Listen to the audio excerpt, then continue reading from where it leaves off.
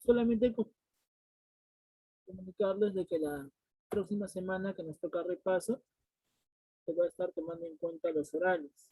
¿Ok? Hay muchos alumnos que no han estado enviando temático, no han estado enviando en este caso tampoco domiciliario. Entonces, jóvenes, es necesario de que para esta semana se cumpla con el pedido de temáticos domiciliarios, porque de lo contrario se va a estar tomando medidas de poner nota mínima en participación en clase. Así que, por favor, jóvenes, tratemos de estar bastante pendientes del envío de nuestras actividades. ¿Listo? Muy bien. Entonces, la próxima semana, aquellos alumnos que estén bajos, okay, tanto en temáticos, no hayan enviado ningún tipo de domiciliaria, están obligados a dar evaluación oral. Porque, chicos, no de lo contrario se va a colocar nota mínima y al final los perjudicados van a ser ustedes. Así que, por favor, vayan revisando sus notas y aquellos que estén con notas bajas, se supone que tienen que estar pendientes para respecto a su evaluación. ¿Listo?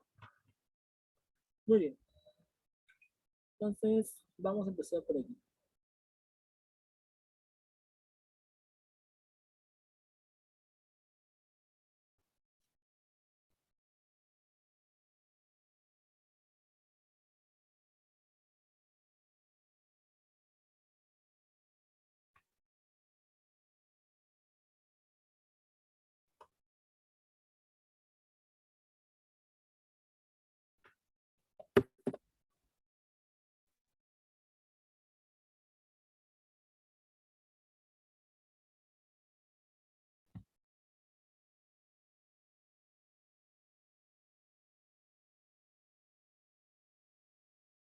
Bien, jóvenes, a ver, la semana pasada nosotros nos habíamos quedado en el tema de la resistencia de Vilcabamba, ¿sí? También habíamos visto el tema de la resistencia biológica, pero también nosotros habíamos comentado acerca de la rebelión de los encomenderos, habíamos hablado acerca de la segunda parte de las guerras civiles. Entonces, muchachos, vamos a comenzar por aquí, ¿sí? Vamos a preguntar. A ver, jóvenes, recordemos nosotros que cuando hablamos acerca de la rebelión de los encomenderos, cuando hablamos acerca de la segunda parte de las guerras civiles, ¿se acuerdan cuál fue la principal causa que estaría originando las guerras civiles? ¿Cuál fue, chicos, la principal causa que originó la segunda guerra civil? Vamos, vamos, jóvenes. Causa principal.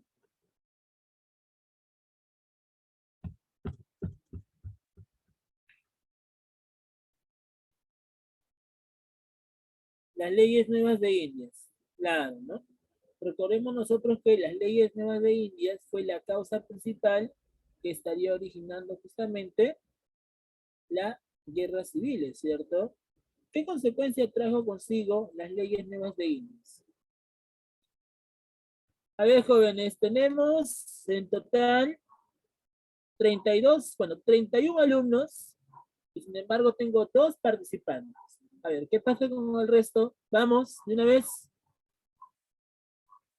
Todos tienen que participar, porque de lo contrario, chicos, se va a poner nota mínima en participación en clase. Por favor, vamos. Muy bien, Parioni. Recordemos que las leyes nuevas de Indias traen consigo la eliminación de las encomiendas. Muy bien. Recuerden ustedes que las encomiendas son instituciones feudales. Prácticamente es como si fueran feudos en América y por lo tanto, pues esto había generado una diversificación de nobles y eso no permitía que el rey de España concentrara el poder absoluto. Entonces, por esa razón, es de que finalmente, con la creación del virreinato a través de las leyes nuevas de Indias, estas encomiendas terminan siendo suprimidas. ¿Verdad? Ahora, recordemos también de que los encomenderos que van a realizar esta rebelión serían Gonzalo Pizarro y Francisco de Carvajal. Recordarle que Gonzalo Pizarro y Francisco de Carvajal pues se niegan a aceptar la creación de ese virreinato e incluso pues recordemos que estarían asesinando al primer virrey del Perú. ¿Cómo se llamó el primer virrey del Perú? ¿Cómo se llamó el primer virrey del Perú? Blasco Núñez de Vela, ¿cierto? Así es, Blasco Núñez de Vela. Ahora, recordemos también de que al ser asesinado el virrey Blasco Núñez de Vela en la batalla de Iñaquito, vemos pues de que el rey de España estaría enviando al pacificador para que ponga orden. ¿Qué nombre tenía este pacificador? ¿Qué nombre tenía? ¿Cómo se llama el pacificador que va a llegar aquí y va a poner orden? La Gasca, ¿verdad? El pacificador Pedro de la Gasca. Muy bien, Coprimes. Así es. Entonces, vamos a ver de que el pacificador Pedro de la Gasca tiene el objetivo de poner orden frente a esta situación de crisis. Pero para que el pacificador La Gasca pueda derrotar así a los encomenderos, necesitaba pues el apoyo de otros encomenderos que eran enemigos pues de Gonzalo Pizarro. ¿Y qué les ofrece a estos encomenderos Pedro de la Gasca? ¿Qué les ofrece? ¿Qué les ofrece? Vamos. Exacto, muy bien, Guamanchagua. Les ofrece mantener las encomiendas. A pesar que no era legal, les ofrece mantener las encomiendas. Entonces, como les ofrece mantener las encomiendas, es en ese momento donde, a pesar de que Pedro de la Gasca pues gana la rebelión de los encomenderos, derrota a Gonzalo y a Francisco de Carvajal, los ejecuta, pues al momento de finalizar este conflicto, muchos encomenderos van a, pues, a sentirse insatisfechos. ¿Por qué razón? Porque a pesar de todo, Pedro de la Gasca no cumplió. Y al no cumplir, eso estaría provocando la rebelión de los insatisfechos. Y esta rebelión de los insatisfechos traen consigo también, ¿qué cosa? Traen consigo, pues, de que aún todavía se mantuviera esta situación crítica. Incluso, pues, uno de esos encomenderos insatisfechos sería Francisco Hernández de Girón, quien estaría rebelándose contra los realistas. Y vamos a ver que al final los realistas, con apoyo de la Real Audiencia de Lima, terminaron pues derrotando la rebelión de los encomenderos y así pues finaliza ese conflicto. Pero también recordemos que hay un rey que había llegado aquí al Perú, quien estaría pues poniéndole fin a esta rebelión de los encomenderos, estaría poniéndole fin, como quien dice, a las guerras civiles. ¿Qué virrey había llegado al Perú poniéndole fin a las guerras civiles? Muy bien, Parión. Estamos hablando de Toledo, ¿cierto? Recuerden ustedes que el virrey Francisco de Toledo es aquel que logra, pues, como quien dice, ¿no? Proponer reformas, proponer cambios, con el propósito de ¿qué? Con el propósito de terminar este conflicto, terminar esta situación crítica, ¿cierto? Claro. Pero aparte de que el virrey Toledo había pues finalizado con las guerras civiles, recordemos también de que el virrey Toledo pues acaba con la resistencia de Vilcabamba. ¿Qué es lo que había pasado con respecto a la resistencia de Vilcabamba? Recuerden ustedes que la resistencia de Vilcabamba fue la segunda resistencia militar ejercida pues por los incas de Vilcabamba. ¿Quién es aquel que lideró la resistencia de Vilcabamba? ¿Quién se convierte en el líder de la resistencia de Vilcabamba? Vamos, chicos. Manco Inca, ¿cierto? Claro. Habíamos comentado de que Manco Inca es aquel que lidera la resistencia de Vilcabamba. Pero al morir Manco Inca, sus hijos serían aquellos que van a continuar con la resistencia de Vilcabamba. Ahora, recuerden ustedes que, ¿cómo se llamaba el mayor quien continúa la resistencia de Manco Inca? ¿Cómo se llamaba el mayor? Sayri Tupac, ¿cierto? Así es. Sayri Tupac es aquel que continúa la resistencia de su padre, pero a pesar de que tenía el objetivo de expulsar a los españoles, vamos a ver pues que Sayri Tupac es derrotado. Pero al ser derrotado, el virrey Hurtado de Mendoza decide pues nombrarlo como noble y también concederle pues una encomienda, ¿verdad? ¿Qué encomienda le ofrecen en este caso a Said Tupac? ¿Qué encomienda? La encomienda de Yucay, ¿cierto? Y con esta encomienda de Yucay, pues Said Tupac se estaría volviendo una especie de aliado, una especie de noble, ¿no? Siendo reconocido por el rey Felipe II de España. Pero vamos a ver pues que a pesar de que Said Tupac recibe esa encomienda, como que no se siente satisfecho, ya que él antes era dueño de todo el imperio y ahora le han entregado pues una porción mínima del imperio, ¿no? Pero vamos a ver que después de Said Tupac, su hermano Titu Cusi Yupanqui continúa con la rebelión. Titu Cusi Yupanqui pues incluso estaría comenzando a enfrentarse contra los realistas, pero nuevamente también Titu Cusi Yupanqui es derrotado. ¿Y qué es lo que pasa cuando Titu Cusi Yupanqui es derrotado? El virrey Hurtado de Mendoza también le ofrece pues una alianza, ¿verdad? ¿Y cómo se llama esa alianza que termina firmando Titu Cusi Yupanqui? ¿Cómo se llamó esa alianza? La Paz de Acobamba, ¿cierto? Claro. La Paz de Acobamba fue un tratado de paz, fue como que es una alianza que estaría firmando con el rey, bueno, de parte del rey Felipe II, el virrey Hurtado de Mendoza, recibiendo esa región de Acobamba, ¿verdad? Pero el problema va a ser de que Titu Cusi Yupanqui terminaría siendo asesinado. Y al ser asesinado, pues su hermano, el último de todos, terminaría pues continuando con la rebelión. Ahí encontramos a Tupac Amaru I, pero vamos a ver pues que ya con Tupac Amaru I se está acabando esta resistencia indígena, esta resistencia de Vilcabamba, ya que es el virrey Francisco de Toledo quien lo derrota. Y al ser derrotado, vamos a ver pues que Toledo también trata de acordar pues una especie de consenso, pero Tupac Amaru I pues se negó a firmarlo con el virrey, puesto que el virrey es un sirviente del rey, y por lo tanto, frente a esta actitud pues despótica, provocaría que el virrey Toledo lo ejecute.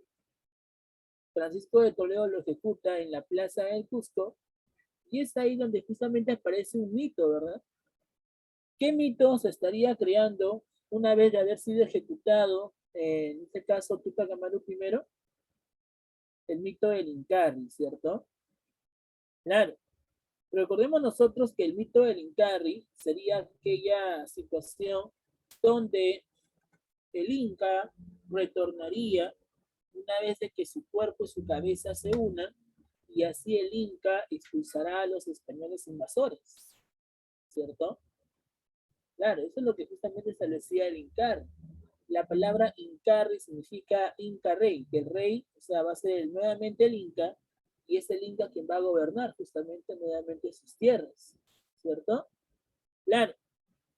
Pero aparte del Incarri, también había otro mito importante, ¿no? Que se basaba pues en la realización de danzas, bailes, ritos a favor de las huacas, para que estas huacas retornen y así expulsen a los españoles, ¿no?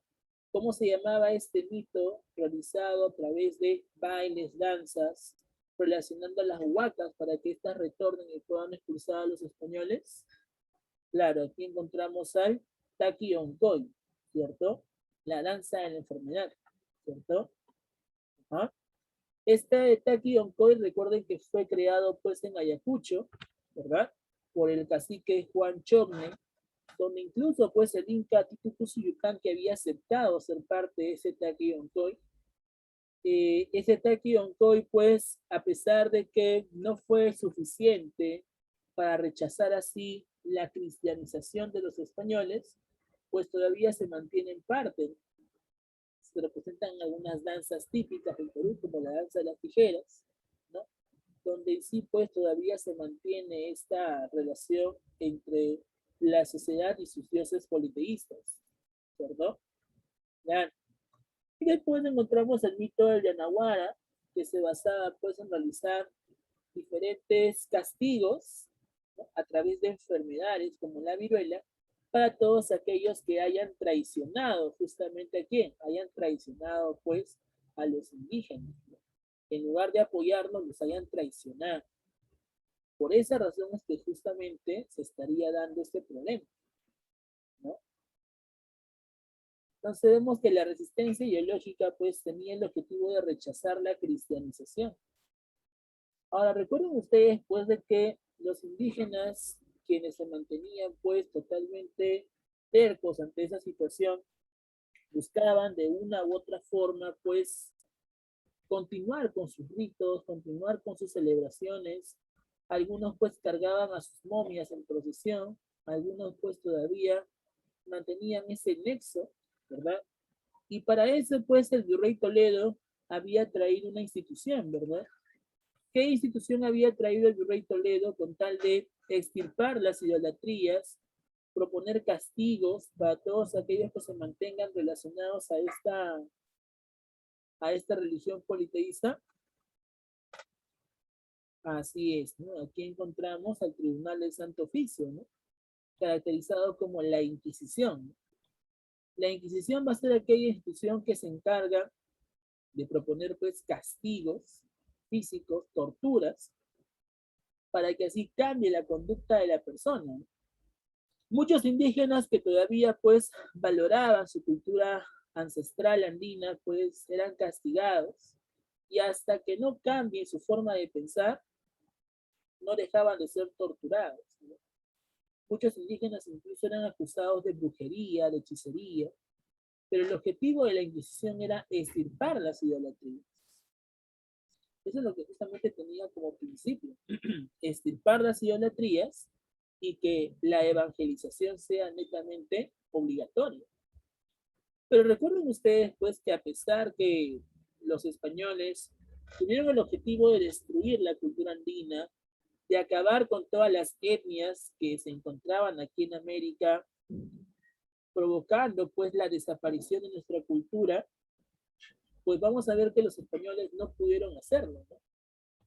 ¿Por qué? Porque recuerden ustedes que todavía hay algunas representaciones religiosas que incluyen parte de la religión andina, ¿no? Un ejemplo muy clásico sería el Señor de los Milagros.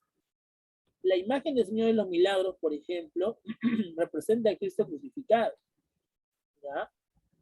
Pero el detalle es que si tú te das cuenta de la imagen del Señor de los Milagros, al costado de su cabeza está el sol y la luna. Y la pregunta es, ¿el sol y la luna no eran dioses andinos que los incas veneraban? El sol no era el Inti, que era venerado por el Inca. La luna, la quilla, también no era venerado por el Inca. Es más, a la imagen del Señor de los Milagros se le dice como el Cristo de Pachacamí. Y la pregunta es, Pachacamilla no tiene que ver con Pachacama, el dios de los temblores, que incluso pues el mes de octubre es bautizado así, ¿no? Como el mes de los temblores. Entonces, tense cuenta que a pesar que los españoles tenían el propósito de destruir nuestra cultura, pues a pesar de todo, no pudieron hacerlo. ¿Se dan cuenta? Eso es lo que justamente estaría pasando. Entonces, muchachos, vemos por aquí de que los españoles, a pesar que tenían el propósito de destruir nuestra cultura, no pudieron justamente realizar. ¿Ah? Eso es lo que estaría pasando durante ese contexto. ¿Sí, chicos? Muy bien. Pero como te dije, es el virrey Francisco de Toledo aquel que reorganiza justamente el virreinato. Y esto es lo que justamente vamos a hablar el día de hoy. Vamos a hablar acerca del virreinato del Perú. ¿Qué es lo que sucede? ¿Qué es un virreinato? El virreinato, jóvenes, viene a ser una nueva forma de gobierno que estaría siendo creada por orden del rey Carlos I o Carlos V de España. Recuerden ustedes que el rey, durante el siglo XVI, está buscando concentrar su poder. Y para concentrar su poder era necesario la eliminación de las encomiendas. Pero también recordemos que el rey Carlos I está buscando administrar con mucha más seguridad las colonias que éste tenía en América. Y por esa razón es que él estaría dando la orden para que se creara el virreinato. El virreinato va a ser el gobierno que va a ejercer un representante del rey. Y ese representante del rey, ese representante del poder real, lo tenía el virrey. El virrey va a ser un representante del rey, ¿ya? El virrey va a ser un representante del rey, aquel que estaría pues comenzando, como quien dice, a decretar todo lo que el rey ordenaba. Así como el presidente tiene su vicepresidente, ¿ya? El rey de España tenía su virrey. ¿Por qué? Porque el rey de España tiene muchas colonias y este rey no va a estar en todas sus colonias, sería imposible. Por esa razón es que para que pueda controlar mejor aún sus colonias, estaría nombrando a este virrey. Y ese virrey va a ser su representante, va a ser su mano derecha. ¿Te das cuenta? Por eso la importancia de la imagen del virrey. Ahora, el rey de España, Carlos I o Carlos V, ¿qué más estaría haciendo? Vamos a ver que también él sería pues uno de los iniciadores de la expansión del Imperio Español, porque España durante el siglo XVI está expandiéndose en colonias y en diferentes territorios en Europa. Bueno, eso es lo que estaría pasando, ¿ya? Ahora, aparte de eso también, recordemos que durante el virreinato, la base económica, social que se está dando, se basa a través de la minería. ¿Qué cosa es la minería? La minería es la principal actividad que se está dando durante el virreinato. ¿Por qué? Porque durante el siglo XVI y XVII, la actividad mercantilista se basaba en el acúmulo y la posesión de metales preciosos. Y con el acúmulo y posesión de metales preciosos, se van a distribuir justamente en diferentes colonias, y estos metales preciosos van a entrar directamente a España, transformadas en lingotes de oro, lingotes de plata. Y eso pues va a generar de que España se convierta en la primera potencia del mundo. Recuerden ustedes que en el siglo XVI, gracias a la actividad minera, gracias a la posesión de metales preciosos, España es la primera potencia del mundo. Supera diferentes monarquías. Supera a Francia, supera a Inglaterra. ¿Se dan cuenta? Eso es lo que sucede. Ahora, vamos a ver que también España, aparte de la actividad minera, se dedica también a la actividad comercial. España estaría obligando a todas sus colonias a que haya un exclusivismo, haya un sistema monopólico. Es decir, de que España sea nuestra única vendedora y que nosotros estamos obligados a comprarle únicamente a España. A eso se le conoce como el exclusivismo. ¿Ya? El exclusivismo justamente tiene que ver bastante con el monopolio que tenía España. Chicos, eso es lo que justamente pasaba. Entonces, España, ¿cómo así se vuelve la primera potencia del mundo? Primero, porque está aplicando la política del mercantilismo, posesión y acúmulo de metales preciosos, pero también porque España está pues obligando, ¿qué cosa? Está obligando justamente a que todas sus colonias le compren materia prima o mercancías. ¿Se dan cuenta? Esto es lo que pasa. La economía entonces mayor de toda Europa la representa España. Pero vamos a ver que la economía más misia de todas, la monarquía que está pues prácticamente pues al alcance de otras, que está como que dicen, ¿no? Buscando mejorar, la representaba Inglaterra. Inglaterra solamente se dedicaba a la venta de pieles y lanas, a comparación de España. España vendía diferentes recursos, materias primas y sobre todo minerales. Inglaterra durante mucho tiempo, el siglo XVI, va a estar totalmente inicio. Incluso Inglaterra va a ser aquella que va a envidiar el poderío económico que tiene España. Y como Inglaterra envidia este poderío económico que tiene pues España, gracias a eso Inglaterra estaría enviando a un conjunto de ladrones, ¿ok? Que se van a encontrar, se van a pues a ubicar en esta región del Caribe. ¿Por qué razón? Porque antes, para que España pueda llevar sus productos, tenía que partir del puerto del Callao. El puerto del Callao es el puerto más importante de toda Sudamérica. Y en caso de Norteamérica, el puerto de Veracruz. Veracruz, el Callao y Panamá eran los puertos más importantes de América Latina. Pero el problema va a ser, el problema va a ser, ya, el problema va a ser de que los piratas o corsarios se encontraban en esta zona de Panamá, esperando que vengan los barcos que venían desde el Callao y así asaltarlos.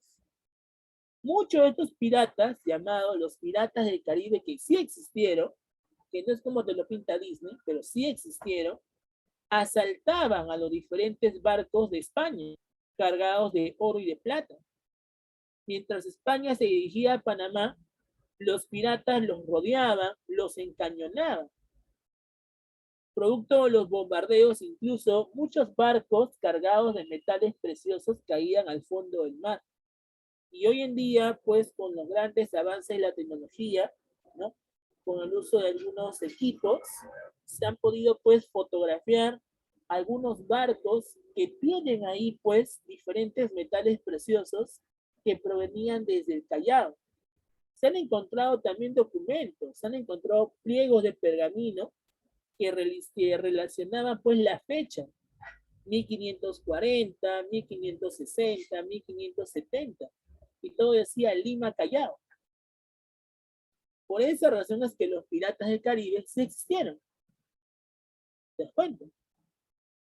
Tras estos asaltos que sufría entonces los barcos de España, generaría pues que los ingleses tuvieran ciertos capitales, ¿no? O sea que los ingleses pues que a pesar que están nicios, están acumulando dinero gracias al robo.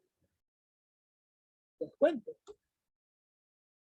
Ahora, para evitar estos asaltos, los españoles van a contratar pues flotas y galeones para que puedan proteger a los barcos cargados de minerales y así defenderse del ataque de los piratas y corsarios. Bueno, eso es lo que pasaba.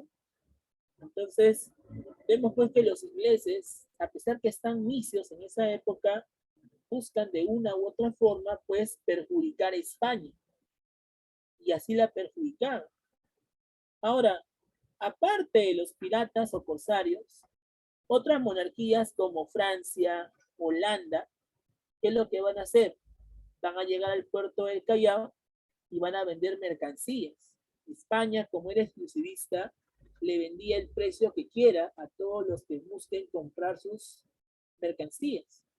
Como la gente siempre acude por comprar lo más barato, pues estos comerciantes franceses, holandeses o algunos ingleses también, le vendían productos baratos y así también afectaban la economía de España. O sea, era una forma como boicoteaban la economía española a través del robo o a través justamente del mercado negro o el contrabando. En América, durante todo el virreinato, siempre ha habido contrabando, ¿ya? Pero el contrabando de mayor, como que dice, ¿no? De mayor calibre, se ha dado durante el siglo XVII. El contrabando fue una actividad que afectó bastante la economía de España. ¿Se cuenta? Así es. ¿Y por qué había contrabando? Porque solamente habían 3 puertos importantes en América. Veracruz en el norte, el Callao en el sur y Panamá. Para que haya un mayor control económico en el siglo XVIII, este rey, Carlos III, sería aquel que estaría pues aperturando nuevos puertos. ¿Para qué? Para reducir el contrabando y así pues se pueda dar más aún el comercio entre España y sus colonias de América. ¿Se dan cuenta? Entonces, esta es la situación que engloba justamente el virreinato del Perú. Durante el siglo XVI, el virreinato del Perú era pues simplemente conformaba un solo virreinato en Sudamérica y un solo virreinato en Norteamérica. En toda América habían dos virreinatos. Virreinato del Perú y el virreinato de Nueva España. El virreinato de Nueva España la conforman los antiguos imperios mayas y aztecas, ¿ok? Y el virreinato del Perú lo conformaba el imperio inca. ¿Se encuentran? España entonces durante el siglo XVI tuvo un gran control económico, tuvo un gran esplendor territorial sobre la región americana. Y la dinastía que estaría pues teniendo el control de estos dos virreinatos sería la dinastía Habsburgo. Fue la dinastía pues que inicia la época del virreinato, pero también la que más se condecora frente a esta situación. Esto es lo que pasaba entonces con respecto a lo que es el virreinato del Perú. ¿Ah? Muy bien. ¿Qué más? Veamos por aquí. ¿Qué viene a ser el virreinato? Como te dije hace un momento, es una forma de gobierno que va a ser representado por un virrey.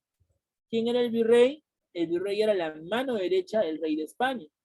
Pero además el virrey está siendo pues apoyado, respaldado por el Consejo de Indias. El Consejo de Indias es un tribunal que dirige la parte política, administrativa y jurídica. El Consejo de Indias es aquel que nombra virreyes, oidores, corregidores, intendentes, todo tipo de funcionarios son nombrados por el Consejo de Indias. El Consejo de Indias es aquella que crea las normas para el virreinato y que el rey de España tenía pues que firmarlo para dar la autorización legal y oficial. ¿Se dan cuenta? Ahora, este virreinato del Perú se crea en el año 1542 a través de las leyes nuevas de Indias. Y la pregunta es, ¿hasta qué año duró el virreinato? Pregunta, ¿hasta qué año el Perú fue dependiente de España? Vamos, ¿hasta qué año? Vamos chicos, ¿hasta qué año el Perú fue dependiente de España? Por acá me dice 1821. ¿Estás seguro? ¿Estás seguro? Vamos. ¿Dónde están mis alumnos del formativo? Vamos, háganme quedar bien. ¿Dónde están mis ahijados? ¿Hasta qué año el Perú fue dependiente de España? ¿Dónde están mis ahijados?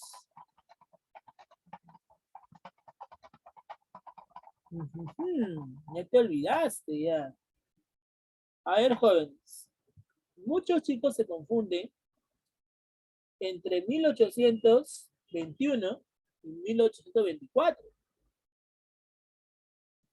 Pregunta, en 1824 recién se da la separación, vamos a poner acá, recién se da la separación entre España y el Perú. Pero ¿qué pasa en 1821? En 1821 se da la proclamación de la independencia. Recuerden ustedes que don José de San Martín no había logrado la independencia total. Proclama la independencia de Lima, pero el virrey todavía existía. El virrey todavía se refugiaba en el Cusco. No podemos decir que en 1821 se dio la independencia. No podemos decir que en 1821 pues el Perú dejó de ser dependiente de España. En esta fecha solamente se proclama la independencia de Lima, inclusive, ni siquiera del Perú, de Lima. Lima era independiente, pero Lima es el Perú. ¿Me dejó entender? Recién en 1824 el Perú fue independiente. ¿Por qué? Porque en este año se estaría firmando un documento muy importante que oficializa la independencia total del Perú. Y ese documento que oficializa la independencia total del Perú fue la capitulación ¿de qué? La capitulación de Ayacucho. Ojo, ¿eh? La capitulación de Ayacucho. Y esa capitulación de Ayacucho se dio después de la batalla de Ayacucho, dado el 9 de diciembre de 1824. Y en ese momento recién nosotros dejamos de ser dependientes de España. Ahí el Perú se vuelve independiente totalmente. ¿Te das cuenta? Por esa razón es que mucha gente pues confunde el año entre 1821 con 1824. Acá simplemente se da la proclamación de la independencia. Acá solamente se da pues los inicios para que el Perú se vuelva independiente. Pero el Perú se vuelve independiente totalmente recién a partir de 1824. ¿No? No que hay problema de como te has dejado llevar por el tema del bicentenario, tú piensas que recién en 1821 fuimos independientes. Nada que ver, jóvenes. Es una independencia parcial. Nuestro bicentenario realmente debe haberse celebrado en 2024, haciendo referencia justamente a este año. Pero como tradicionalmente se cree que en 1821 se dio la independencia total, ahí viene el problema. ¿Te das cuenta? Recién somos libres e independientes en este año. ¿Ya? En este año 1821 todavía habían algunas restricciones. No podemos hablar entonces de una independencia total. ¿Ya? Eso es lo que pasa. Chicos. Entonces, pregunta, si nosotros decimos que recién en 1824 el Perú fue independiente, resta, por favor, ¿cuánto tiempo pasó de duración colonial? Resta 1542 menos 1824. ¿Cuántos años son? Resta, vamos, 282. Muy bien. Son entonces 282 años que estaría durando el virreinato. Ahora la pregunta es, sacando un cálculo, redondeando, como quien dice, ¿llega o no llega a 300 años de duración colonial? Habla. Redondeando, llega a cerca de 300 años, ¿sí? Entonces, redondeando o aproximadamente, ¿cuánto tiempo estaría durando el virreinato del Perú? Cerca de 300 años, ¿verdad? ¿Cuántos siglos equivalen a 300 años? ¿Cuántos siglos? 3 siglos, ¿verdad? Por supuesto. Entonces, vemos, chicos, que el virreinato del Perú duró 3 siglos. Cerca de 300 años. Durante 300 años, chicos, todos los peruanos, todos aquellos que habían nacido o que todavía se relacionaban con el imperio inca, van a ser convertidos en sirvientes. Van a ser convertidos en ¿qué? En esclavos, yanaconas. Por esta razón, chicos, es de que don José de San Martín, cuando independiza Lima, ya, proponía de que el Perú fuera gobernado bajo una monarquía constitucional. Don José de San Martín quería traer un príncipe de Europa para que gobernara el Perú junto con una constitución. El único problema es de que él comete el error de decir que iba a traer un príncipe de España. Si él no hubiera dicho que iba a traer un príncipe de España, de repente el Perú sería una monarquía constitucional. Ahora, ¿y por qué San Martín quería justamente convertir al Perú en una monarquía constitucional? Porque él mismo lo decía, el peruano no sabe gobernar. El peruano no sabe gobernar. ¿Y por qué no sabe gobernar? Porque durante 300 años ha sido convertido en un sirviente. Saca tu cuenta. ¿No crees que 300 años de servidumbre es bastante? Ah, es bastante, sí. Por eso que don José de San Martín dijo, el peruano no sabe gobernar, sabe servir, pero no sabe gobernar. Y ese es el problema. Por eso que don José de San Martín quería convertir al Perú en una monarquía constitucional. Ahora, viendo todos los gobiernos que tú has visto últimamente, que ha tenido el Perú, todos los presidentes que ha tenido el Perú, pues ahí te puedes dar cuenta cómo realmente hemos sido gobernados. Desde que nos independizamos, nosotros mismos hemos elegido a nuestros presidentes, pero date cuenta en toda la historia que se ve qué presidentes hemos tenido. ¿Te das cuenta? Ahí viene el problema. ¿Mis jóvenes? Eso es lo que justamente San Martín decía acerca del Perú. El Perú necesita que alguien los gobierne, pero alguien capacitado, no cualquier, como que no cualquier salido, no cualquier pues inexperto.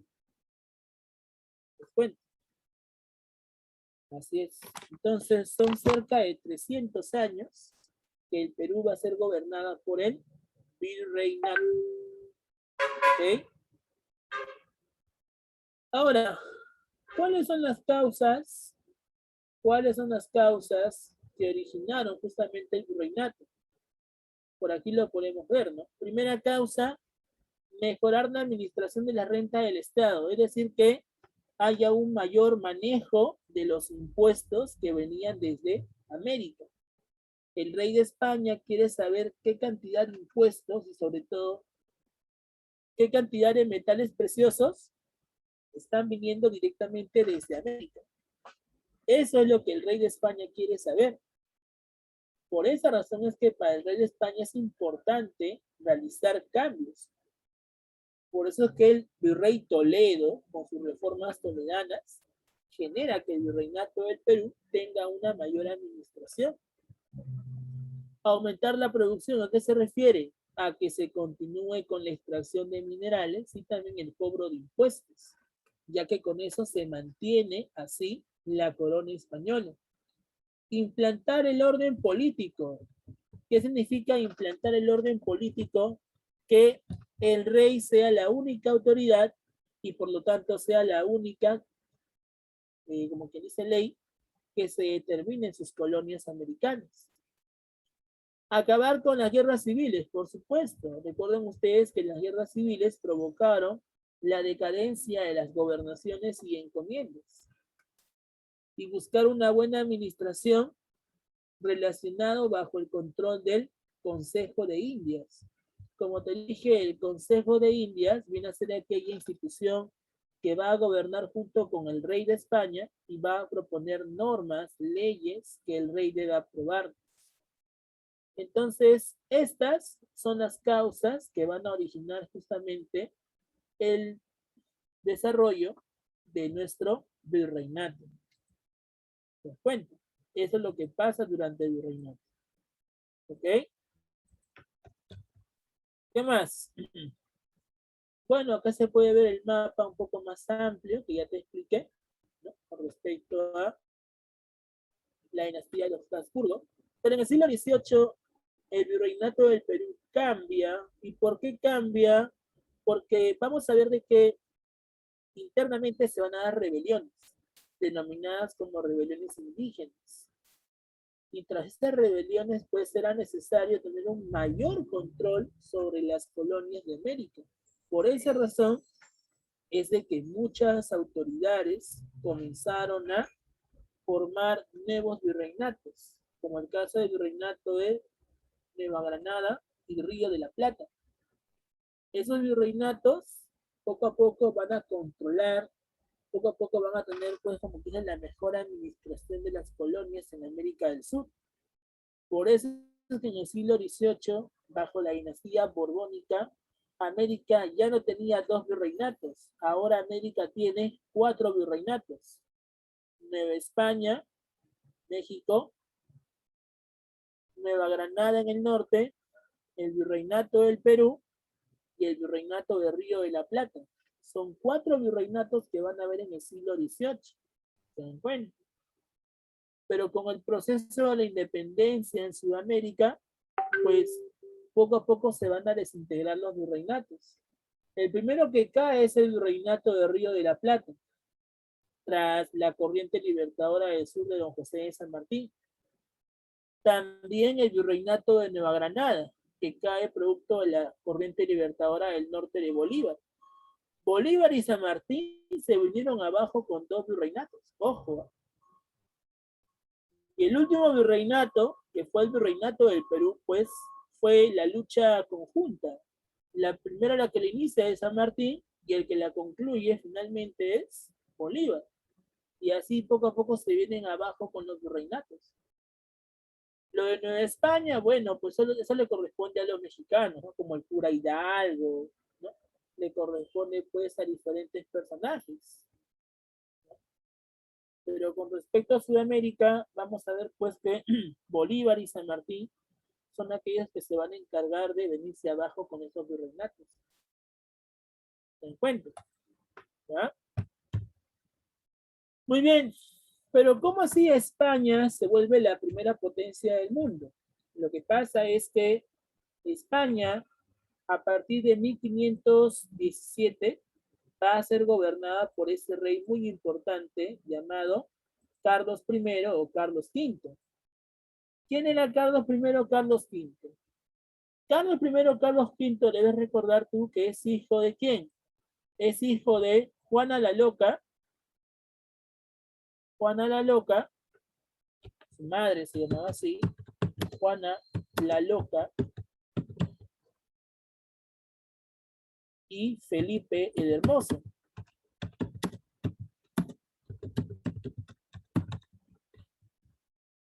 Felipe el Hermoso. Ahora, ¿qué es lo que sucede?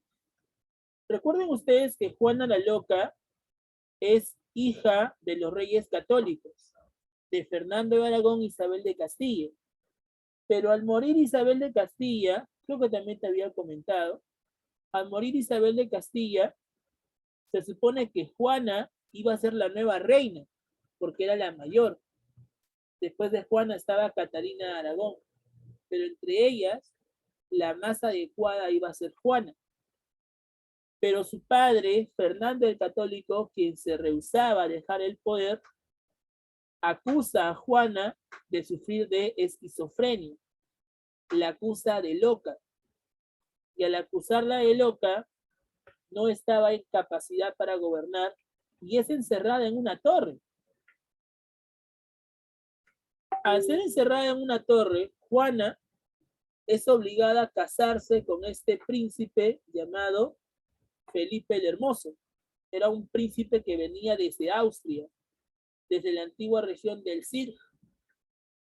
Y producto de este matrimonio obligatorio que se da entre Juana y Felipe el Hermoso, estaría naciendo justamente este rey, Carlos I o Carlos V. No está demostrado que Juana haya sufrido de esquizofrenia, sino que fue un pretexto que utiliza su padre para no dejarla gobernar.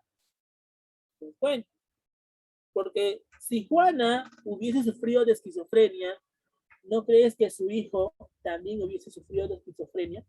Porque, ojo, a la esquizofrenia, la portadora de la esquizofrenia es la madre. ¿Y no crees tú que si la madre es esquizofrénica, el hijo hubiera sido también esquizofrénico? ¿Se habla de que Carlos haya sufrido de esquizofrenia? No, ¿verdad? Entonces, date cuenta que es un pretexto que utiliza el abuelo de Carlos para no dejar gobernar a su madre. Entonces, tras el matrimonio de Juana la Loca, ¿ya? Y Felipe el Hermoso, estaría naciendo Carlos, Carlos I, y también va a ser conocido como Carlos V. ¿Por qué Carlos V? Porque aparte de ser el rey de España, va a tener también el control de el Cir, va a ser emperador del Cir y va a ser conocido como Carlos V. ¿Te das cuenta? ¿Ya? Ahora, Carlos I, cuando cumple la mayoría de edad, en 1517, él derroca a su abuelo, Fernando el Católico, y así asume el cargo. Y Carlos I se vuelve rey de España. Y cuando él se vuelve rey de España, lo primero que hace es iniciar el expansionismo del imperio español. Con Carlos I, poco a poco, España estaría comenzando a expandirse. Incluso fue tan agresiva la expansión del imperio de España, del imperio de Carlos, que incluso pues Carlos estaría teniendo diferentes enemigos. Uno de sus más grandes enemigos que tenía Carlos en Europa era el rey Francisco I de Francia. Francisco I de Francia era pues el rival más importante que tenía Carlos. Y en la batalla de Cambrai, la batalla de Pavia, firmada con la paz de Cambrai, pues Carlos I humilla, ¿ya?, a Francisco I de Francia y así le quita justamente el territorio de Italia, por supuesto. Carlos poco a poco se expande agresivamente. Entonces vemos por aquí de que poco a poco Carlos I inicia el expansionismo de España. ¿Gracias a qué? Gracias a su política militar agresiva. Pero a pesar de eso, el rey de España que logra la máxima expansión del imperio español fue su hijo. ¿Quién era su hijo? Felipe II. Felipe II es aquel que se va pues como que dice encargar de expandir todas las colonias mayores que iba a tener España. Felipe II era hijo de Carlos e Isabel de Portugal. Y Felipe II incluso también estaría derrotando al rey de Francia, Enrique II. Felipe II, al igual que su padre, humilla a los franceses. Prácticamente los franceses, hasta el cuarto siglo, o sea, hasta Enrique IV, van a sufrir la agresiva política militar de España. Francisco I, Enrique II, Enrique III y Enrique IV son los que van a recibir la derrota humillante de España. Pero ya a partir del siglo XVII aproximadamente, los reyes Luis XIII y Luis XIV son aquellos que van a comenzar a evitar de que España siga humillándolos, porque Francia poco a poco va despertando política, económica y militarmente.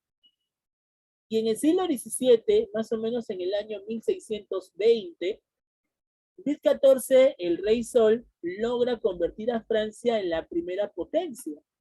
Ahora Francia en el siglo XVII era potencia. España llegó a ser en segundo lugar. Pero en 1770, ya cuando ya estaba acabando, 1770 cuando ya estaba acabando el siglo XVII, ¿ok? España pasa al tercer lugar. Los primeros que están arriba son, primero está Francia, luego está Inglaterra y luego está España. Debajo de España está Portugal. Y en 1698, Portugal supera a España, dejándola en cuarto lugar. O sea, date cuenta que España estaba a la cabeza cuando gobernaban Carlos y Felipe II. Pero después de haber muerto Felipe II, los gobiernos de los demás reyes van a generar de que España declive, que España caiga, pierda su predominio político y económico. ¿Te das cuenta? Ahora, ¿por qué te digo que Felipe II logra la máxima expansión? Felipe II, recuerden ustedes que combate contra los turcos en la batalla de Lepanto, los derrota.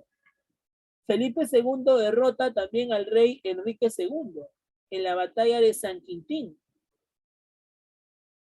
Gracias a la política agresiva de Felipe II, pues España se mantenía en el poder. Hay más autoridades, más instituciones coloniales que se van a crear durante el gobierno de Felipe II. ¿Ya? Ahora, algunos creen que la frase en mis dominios jamás se oculta el sol fue pues propuesta por Carlos, cuando realmente esa frase lo utiliza Felipe. ¿Y por qué decimos que Felipe realmente utiliza esa frase en mis dominios jamás se oculta el sol? Porque Felipe es aquel que derrota a los turcos, ya va generando justamente la caída del imperio turco y además va expandiendo mucho más aún el imperio español. En mi dominio jamás se oculta el sol significa de que no había ningún impedimento para el rey. Y eso es lo que justamente propuso Felipe. Esa frase realmente le pertenece a Felipe II, más no a Carlos. Bueno, eso es lo que pasa. Pero ¿qué pasa con Felipe III? Felipe III, en lugar de mejorar la situación político-militar de España, finalmente cae, ya que Inglaterra estaría superando a Francia y a España militarmente, ya que Inglaterra durante los finales del siglo XVI, ¿ya? Está siendo gobernada por una reina. ¿Qué reina está gobernando Inglaterra durante los finales del siglo XVI? ¿Qué reina está gobernando? Jóvenes, ¿qué reina? Isabel de Tudor, Isabel I. Recuerden ustedes que Isabel I o Isabel de Tudor es aquella que logra crear la Armada Invencible de Inglaterra y así pone a sus pies tanto a Francia como a España. España y Francia van a ser derrotadas por el poderío marítimo que tenía Inglaterra, encabezada por la reina Isabel I de Tudor. Recuerden ustedes que esta mujer era muy aguerrida, era muy inteligente, que algunos la parodian como la Reina Roja. ¿No? ¿Ha visto la película Alicia en el País de las Maravillas? No es cierto que la Reina Roja la parodian como cabezona, ¿no? Con ojos grandes, ¿no? Bastante autoritaria. Ya, esa es la parodia que le dan justamente a la reina Isabel, porque era una mujer muy inteligente, pero aparte de ser inteligente, era bastante autoritaria. Y por ese poderío, por ese carácter que tenía Isabel, pues pone a sus pies a Francia y España. Inglaterra poco a poco está despegando militarmente gracias al gobierno de Isabel. Pero como Isabel no tuvo hijos, a pesar que tuvo varios pretendientes, tuvo varios amantes, nunca tuvo hijos, por eso que a Isabel la van a llamar como la reina virgen. ¿Te das cuenta? Y en honor a esta reina virgen, los ingleses, cuando lleguen a desembarcar Norteamérica, estarían fundando la ciudad de La Virginia, en honor pues a la reina virgen Isabel de Tudor. ¿Te das cuenta? Por eso le decían la reina virgen, porque no tuvo hijos. ¿Ya? Ahora, Felipe III, quien fue derrotado humillantemente ante el poder de Isabel, estaría decayendo el poder que tenía pues España. Felipe IV de igual manera también cae ante el poderío de Inglaterra. Inglaterra en esa época ya no era gobernada por Isabel en el siglo XVII, sino era gobernada pues por los Estuardo, por Jacobo I y Carlos I de Estuardo, pero a pesar de eso, Francia también ahora estaría derrotando a España, porque Luis XIV fue el rey más importante de todos en Europa, que incluso pudo reorganizar políticamente las colonias de Francia.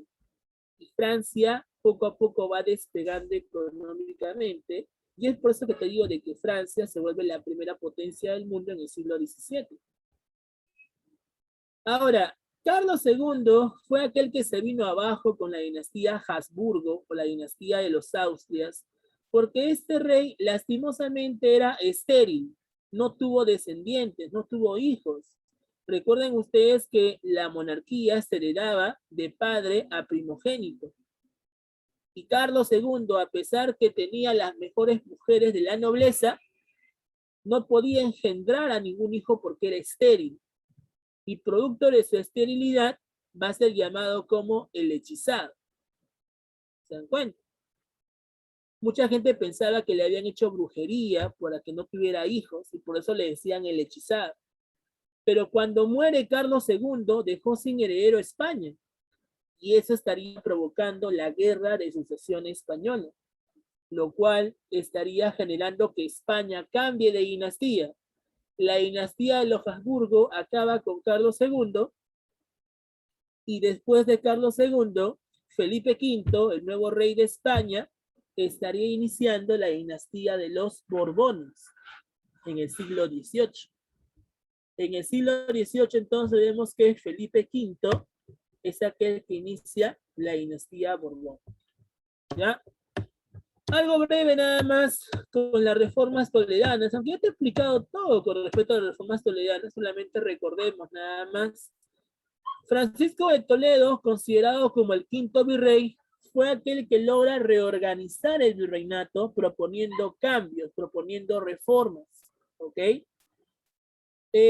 Toledo, recuerda, es aquel que logra pues crear las visitas para supervisar lo que pasaba en el virreinato frente al gobierno de cada virrey. Toledo también registra datos realizando censos, relatos en crónica y así también se entera, ya por parte de los cronistas, que en el Imperio Inca se cumplía la mita. ¿Qué cosa era la mita? ¿Qué cosa era la mita? El trabajo obligatorio, ¿sí o no? Y ese trabajo obligatorio lo cumplían en el Imperio Inca. Toledo se sorprende y dice, caramba, entonces, si en el Imperio Inca se cumplía ese trabajo, entonces que se continúe con este trabajo obligatorio. Solo que la mita con Toledo se va a dividir en dos, la mita minera y la mita obrajera. La mita minera relacionada al trabajo en las minas para extraer metales preciosos, donde los mitayos son los encargados de ir a trabajar en las minas, y la mita obrajera, representado pues en realizar manufacturas o también trabajar en el campo a través de las actividades agropecuarias. ¿Ok? Eso es lo que pasa. Ahora, Toledo también es aquel que logra reorganizar socialmente a los indígenas. Antes los indígenas estaban relacionados, estaban organizados en las encomiendas. Pero la pregunta es, ¿las encomiendas siguen existiendo o ya fueron suprimidas? Las encomiendas siguen existiendo o ya fueron suprimidas. Ya fueron suprimidas, ¿verdad? Y si ya fueron suprimidas las encomiendas, tiene que haber una nueva reorganización. A esa nueva reorganización, ¿cómo se le llama? Se le llama las reducciones. ¿Qué son reducciones? Es la nueva reorganización de indígenas que van a estar encabezados por el corregidor y los caciques. El corregidor era aquel que administraba justicia, cobraba impuestos a través de dinero metálico, monedas de oro y de plata, a cambio de que el corregidor evangelice a los indígenas. La misión de los corregidores era la evangelización, extirpar las idolatrías. A cambio de eso, el indígena tenía que pagar tributo. Pero ¿por qué también el indígena paga tributo? Porque esas tierras donde está viviendo ya no le pertenecen a los indígenas. Esas tierras le pertenecen ¿a quién? ¿Quién es el dueño de todas las tierras de América? ¿Quién es el dueño de todas las tierras de América? Jóvenes, dueño de todas las tierras de América. El rey. Dios, ¿cómo que Dios? El rey. ¿Ya? Carlos I, Carlos V.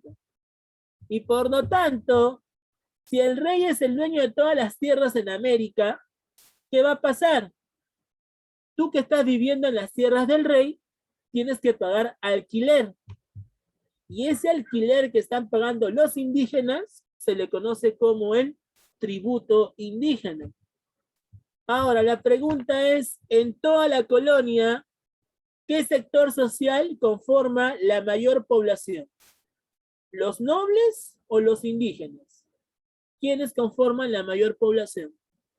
Habla, los indígenas. Por lo tanto, ¿cuál es el mayor impuesto que se cobra en el virreinato o la colonia? ¿Cuál es el mayor impuesto? El tributo indígena, ¿ya? Ese es el impuesto más importante. Pero ese impuesto, el tributo indígena, cómo se debe pagar? ¿En trabajo o en dinero metálico? ¿Cómo se paga ese tributo en este momento? ¿Trabajo o dinero metálico? Habla, habla. ¿Trabajo o dinero metálico? Dinero metálico. ¿Qué dice acá? Organización de la mitad y tasación del tributo en dinero. O sea, ¿cómo van a pagar el alquiler los indígenas? ¿En trabajo o dinero metálico? Dinero metálico, pues, en monedas de oro y de plata.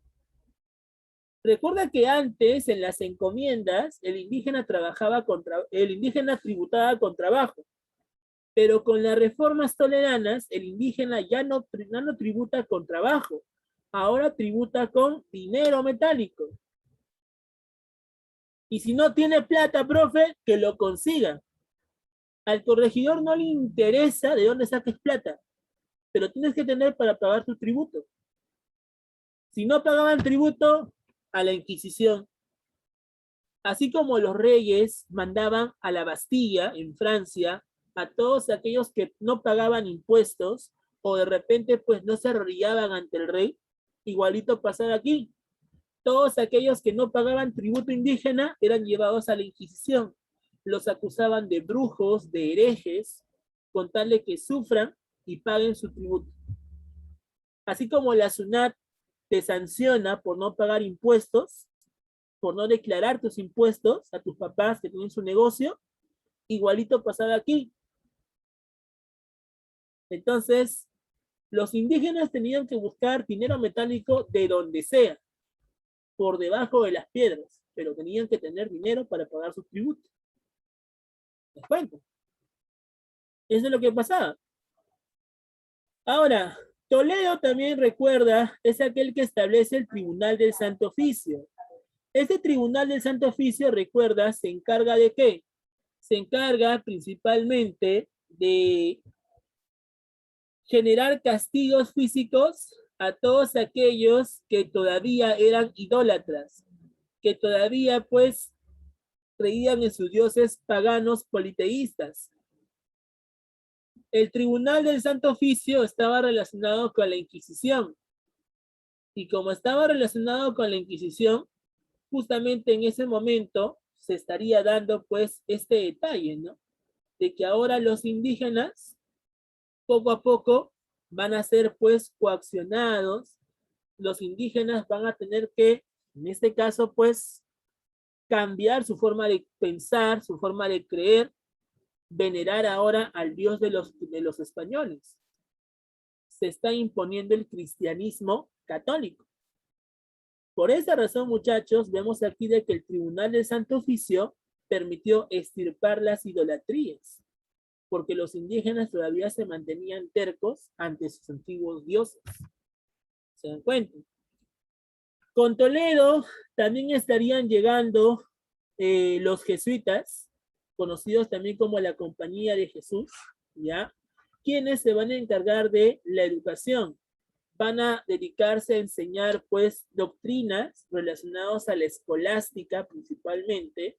Las clases eran muy radicales, eran bastante severas, rígidas, porque si no entendías las clases, te metían golpe.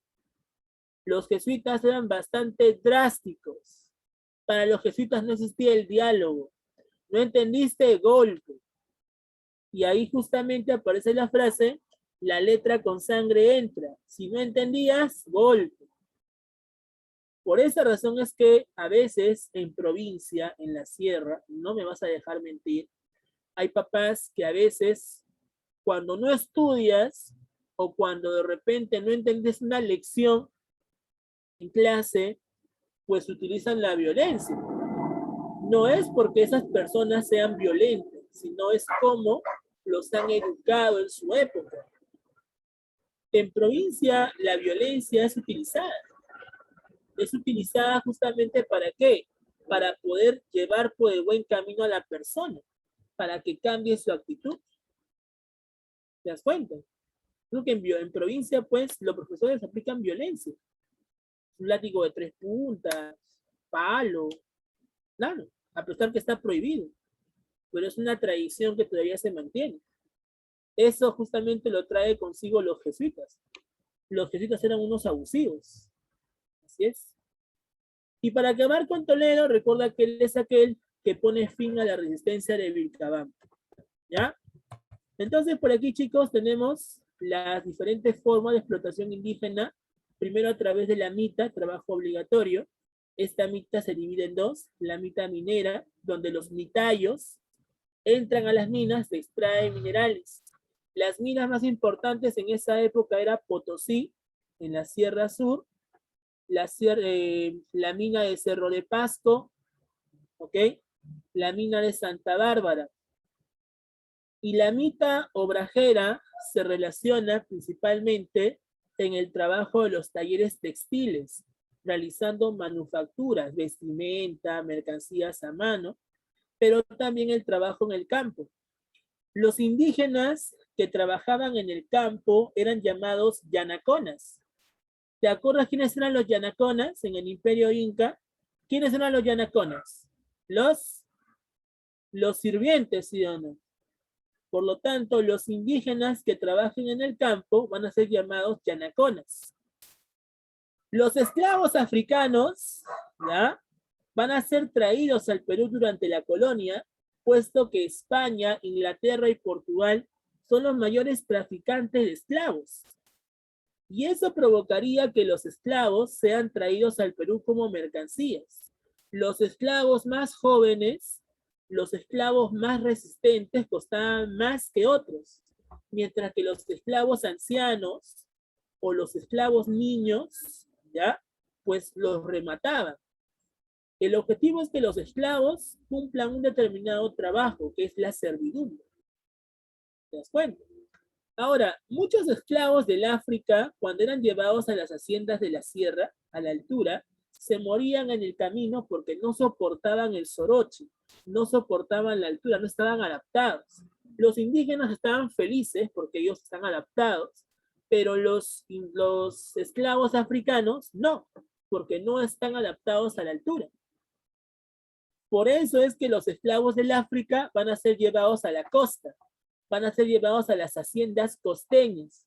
Los hombres trabajan las haciendas costeñas de azúcar, de algodón.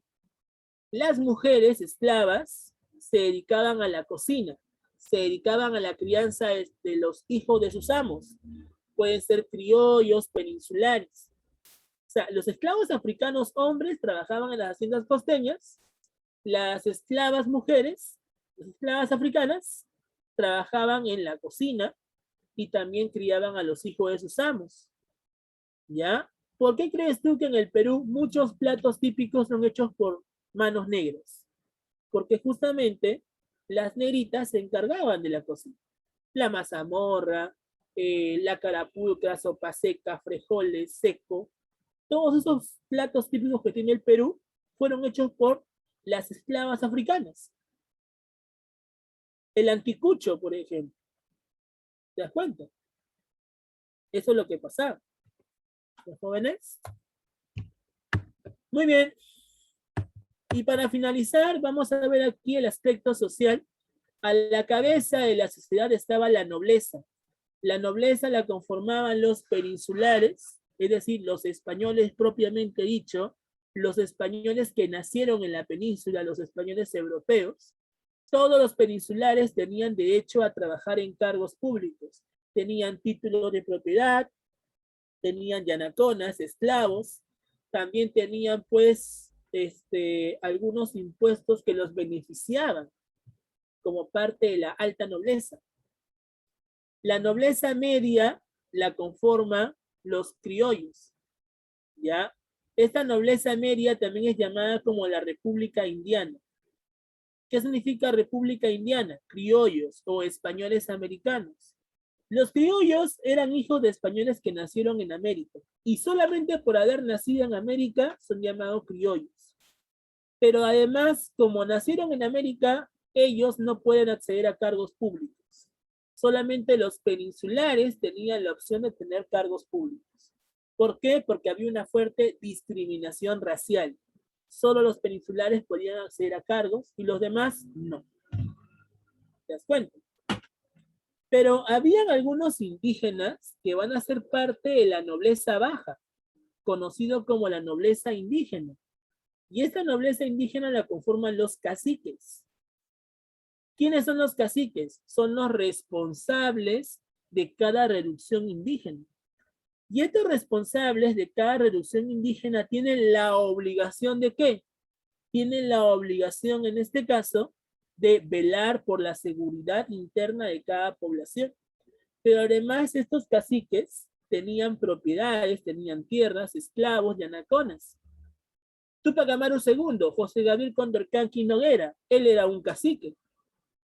¿Y por qué se revela Tupac Amaru II? Porque le quitaron su cargo. En el siglo XVIII desaparece el cargo de caciques. Y como desaparece el cargo de cacique, es ahí donde Tupac Amaru se revela. Obvio, si a mí me afectan económicamente, yo me revelo. Y eso es lo que le pasa a José Gabriel Condorcanqui y Tupac Amaru II. A él no le importaba que sus hermanos pasaran hambre, frío, los explotara. A él le llegaba, porque era un noble. Lo que a él le afecta es que le quiten su título de propiedad, le quiten su negocio, que afecten su negocio. Por eso que él se rebela. ¿Te das cuenta? La burguesía estaba caracterizada por tener haciendas. Todos los hacendados conformaban la burguesía. Eran ricos que no tenían títulos nobiliarios de nobles, pero tenían haciendas, tenían tierras. Las castas son producto del mestizaje. Por ejemplo, el mestizo es aquel que nace ya que uno de sus padres es español y el otro es indígena. Padre español, madre indígena, mestizo. Ese mestizo que se metía con un o una indígena tenía al cholo. Mira, mestizo, español, indígena. Cholo, mestizo con indígena. Por eso que todos nos caracterizamos con el cholo. Esa famosa canción Cholo Soy se refiere a que somos descendientes de mestizos e indígenas. Ese es el cholo.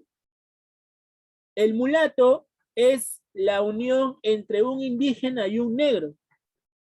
Eso es un mulato. Ejemplo de mulatos, Bolívar.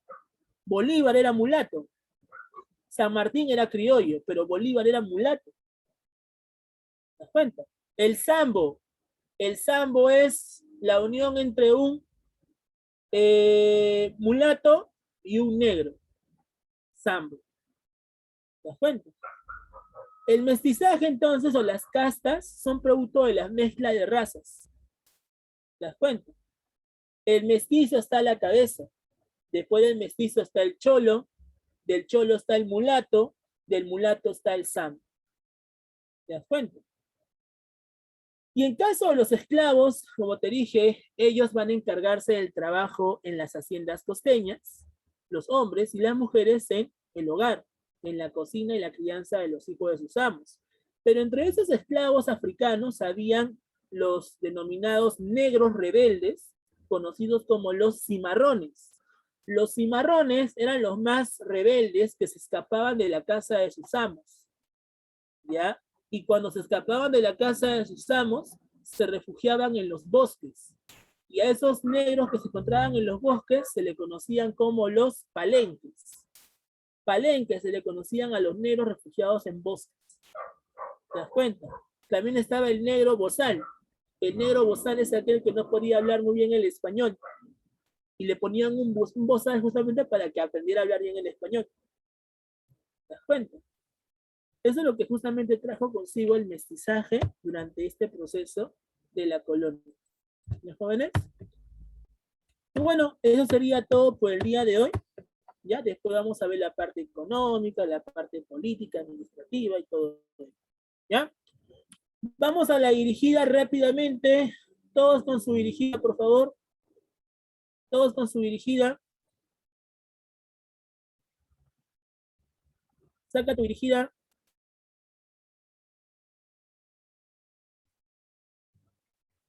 Saca tu libro.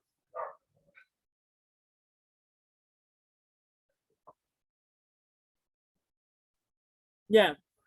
Claves, al toque. 1, enano, hacendados. 1, enano, hacendados. 2, concentración indígena, beso. 2, beso. 3, cholo. 3, cholo. ¿Cuál es el resultado entre mestizo e indígena? Cholo. 4, respuesta, agropecuarias. 4, agropecuarias. 5, caciques. 5, caciques. 6, nobleza peninsular. 6, nobleza peninsular. 7, criollos. 7, criollos. 8, nuevas leyes. 8, nuevas leyes. 9, debe ser Habsburgo, ¿ya? Acá han puesto Jalosburgo. ¿Qué cosa habrán pensado? Bueno, es Habsburgo. 9, Habsburgo. Y la 10, Blasco Núñez de Vélez. 10, Blasco Núñez de Vélez. Y para terminar con la domiciliaria, jóvenes, las 3 primeras preguntas son con respecto a la domiciliaria número 15. Por favor, no te olvides que es obligatorio el envío de domiciliarias. Hay alumnos que no están enviando domiciliarios. ¿Ya? La 4, la 4 es agropecuarias. 4 agropecuarias. Listo. ¿Alguna pregunta más? Habla para pasar el temático. ¿Alguna pregunta más? ¿Todo claro? Ya, vamos al temático. Todos al temático, jóvenes. A ver, dame un minuto para actualizarlo, ¿ya? Para aumentar el tiempo.